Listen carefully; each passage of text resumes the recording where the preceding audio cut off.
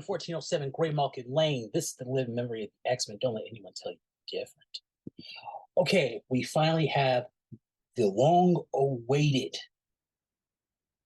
X-Men Before the Fall, Heralds of Apocalypse. War and Peace, Genesis and Revelations. This is written by Al Ewing with 3 different artists, Luca Pizzari, Stefano Ladini, and Raphael Pimento. Wow, they're all right. All right, I'm liking art already. So we finally get the long-awaited return and the long-anticipated follow-up to Apocalypse and his wife Genesis after Ten of Swords, which was like, wow, that was like 3 years ago. We haven't seen or heard anything from Apocalypse in 3 years. So we're on Amyth, and Apocalypse is kind of chilling. He's kind of like he's reassessing what he wants now. Like he's like, you know what? I did my job, got my wife, got my kids, got my people together. I'm all good. And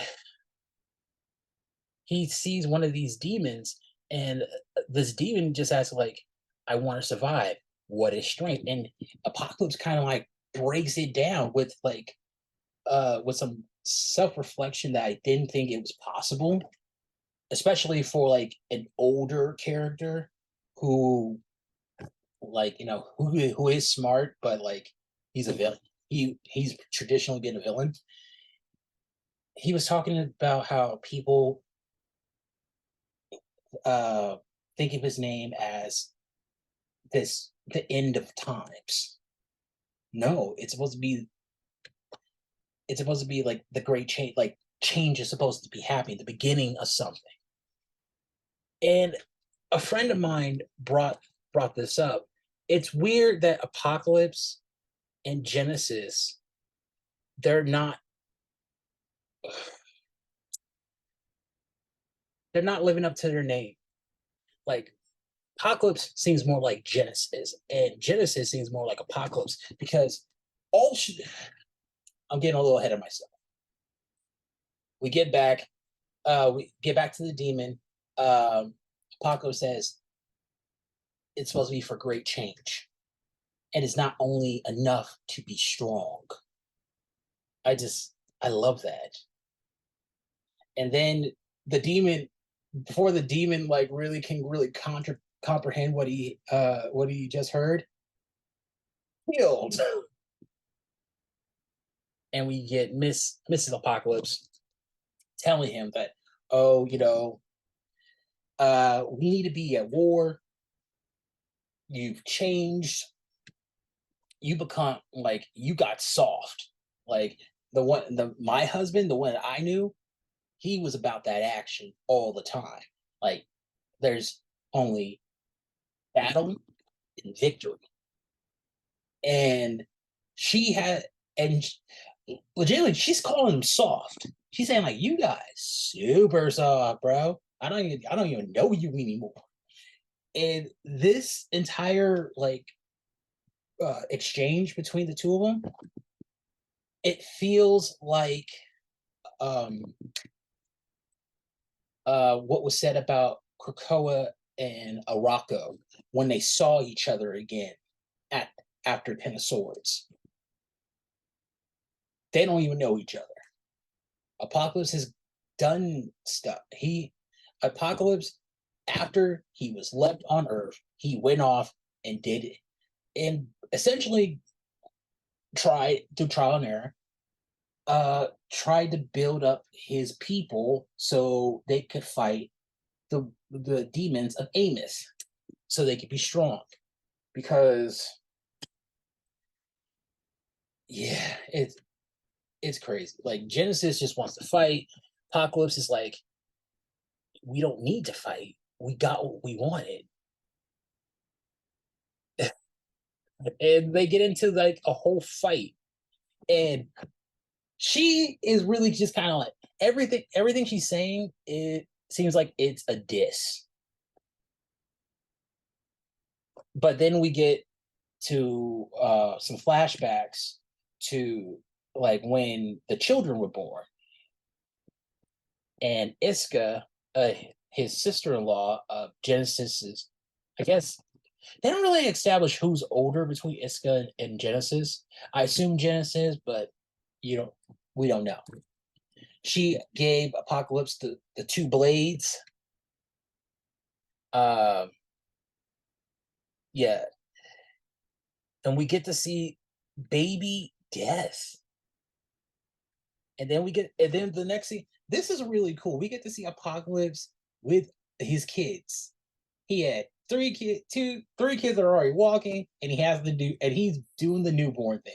This kind of reminds me of the whole Rihanna and ASAP Rocky Vanity Fair cover that came out a few months ago. Hey, Apocalypse is a good dad. Eh, hmm, that's interesting. If you notice this lady over here, blue lips. I think Apocalypse may have some siblings. But in this flashback, we see Apocalypse and Genesis kind of going over the names. And yeah, he likes pestilence, famine, war, and death. And it's it's cool. Also, death is the baby. That is interesting. That is so interesting. Like death is he's the kid brother.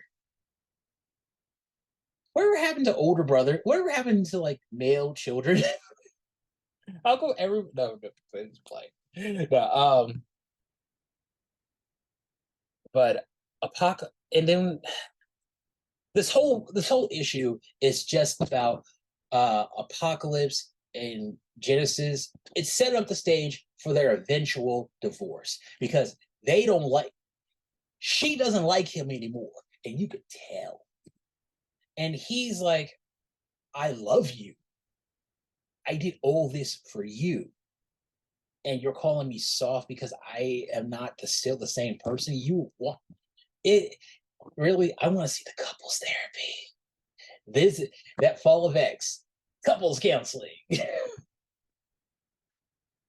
Genesis is approached by uh who is it?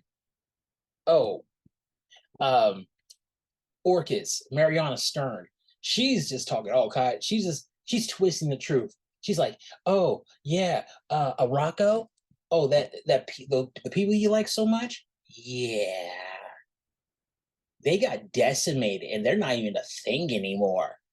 Like she's twisting the truth, and I feel like this will be. We're seeing the fall of X, and when I say X, I think it's going to be the fall of Araco and Krakoa. They're gonna because the fall of X. It didn't say the fall of Krakoa. It's the fall of X. This book is really good, and I like how it really like hammers down that at the heart of this book, it's about Apocalypse and Genesis. I'm giving this book like a 3.5 out of 5 stars. I kind okay, quick. I didn't get a chance to read this book till like yesterday. Reason being is because Marvel doesn't advertise where they get the digital copies, and the comic book store is far. So, so if it's a little late, it's not me. All right, this is 1407 Gray Malkin Lane. See you soon. That's right.